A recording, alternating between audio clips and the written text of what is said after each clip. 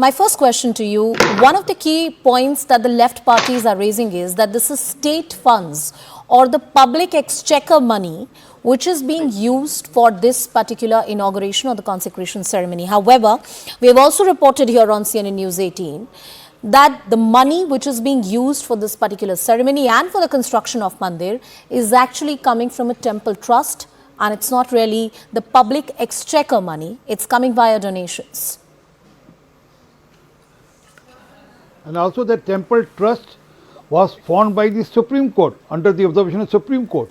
So they can keep questioning, they can keep raising questions because they don't have faith in the democracy, neither they have faith in the Indian culture. So they can keep raising questions, that's their right, because they, as per left ideology, religion is the opium, and they have been categorically stating that throughout their almost 100 years of being in India. That's their stated policy. But for us, it is for the issue of the culture of the India, it's the issue of the culture of the country, and it has been on our manifesto since 1989, and we stand by that.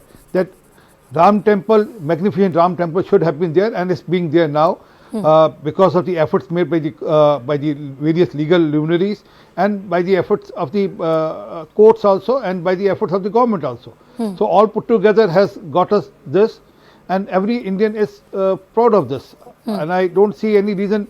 I mean, people like Sitaram Yechuri with his name as Sitaram turning down the or rejecting the invitation. But Mr. R.P. Singh, is that something which is confirmed? Is that officially that you can state on record that this is not the public exchequer money which is being used? Because I ask you this repeatedly, because this is the prime criticism that the left parties and certain opposition parties are making ahead of that crucial ceremony. Well, only part is that the police bandobast or the law and order has to be maintained by the state, and that's a given. Part of the state government. I mean, obviously, and anything happening in the state, any event happening in the state, whether it is a Muharram or whether the Eid or whether it is even today being the Shahidi Divas of the Sahibjadas, any event which happened, that event happened in this Delhi, and obviously the state has to take care of the law and order and other peripheries which are required for any event which is happening in the state. I mean, I don't understand why raise a question on that. But even if state has to spend it, I mean, I am for it because it will get so much of tourism to the state. I mean, if I go by their parlance, I mean, there will be crores of people who visit not only on this day. Otherwise, let me take those points to our other panelists as well. Mr. Atiq Ur Rehman, one of the key criticism of the left parties, and not very surprising, they've always been the party that have traditionally maintained that religion is the opium of the masses and they need to stay away from it. They want to stay away from this kind of ceremony which is happening right now, which will happen on the 22nd of January, and the invitations are being extended to most of the political parties right now. But the politics around this entire issue, we have heard leaders from the Samajwadi Party, we have heard certain Muslim voices. Is this an issue which continues to be a plaguing one? Many people thought that after the Supreme Court judgment, the dust is settled, the temple has been constructed, and perhaps both communities can put this matter to rest.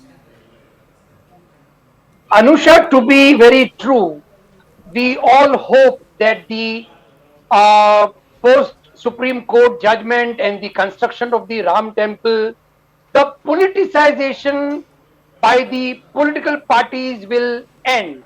And the major communities, the Indian Muslims and the Hindus, will be having a sigh of relief that all, have been settled amicably, and politicization won't be taken place. But Anusha, look at I'm not talking about any infrastructure and the participation of the constitutional authorities. Of course, everybody, being a Hindu and a Muslim, can participate in such functions. But the problem here, and since you started with the invitation part, sure, I would like to ask some questions that if Hafiz Saeed constructs a mosque in Pakistan tomorrow and he invites me or any of the other Muslim dignitaries to it, we will condemn because he is a terrorist. He does not have anything in common with either the Quran or the Prophet. He does not have any right to construct a mosque.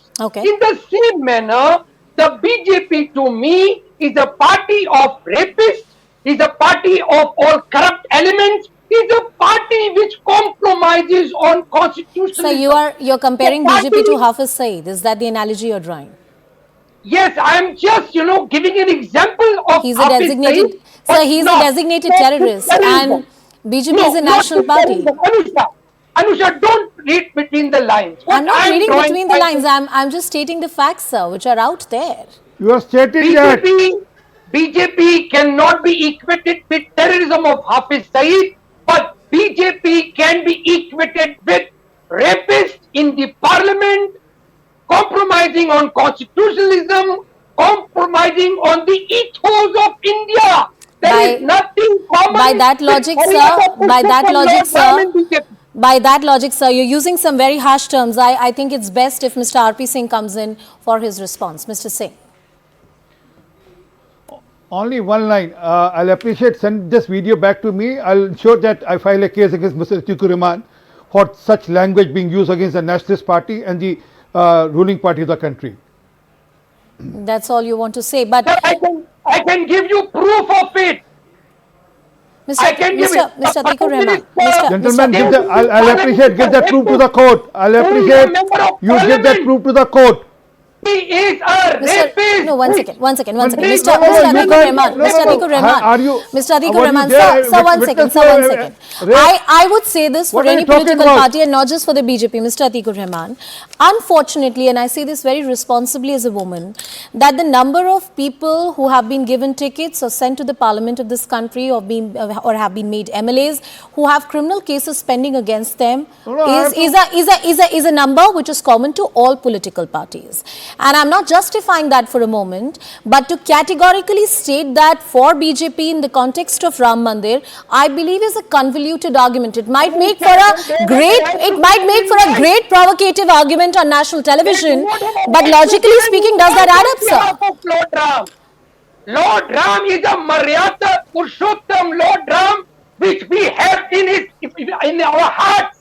The legacy of Lord Rama cannot be equated with the BJP. And his It's a existence, political party I have seen with my own eyes, sir, has been denied in this country, questioned in this country. In fact, Ram and his birth in Ayodhya was questioned during that entire hearing at the Supreme Court. It was debated upon, not just at the court, even outside in political parlance. So today it's great to give reference to Ram, but when that battle was going on, a lot of people questioned him and his legacy.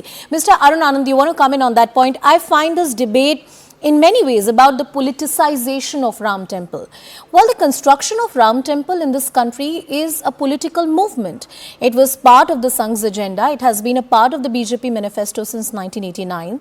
So when today that temple inauguration is happening, it will be a huge political event. You can't take that away.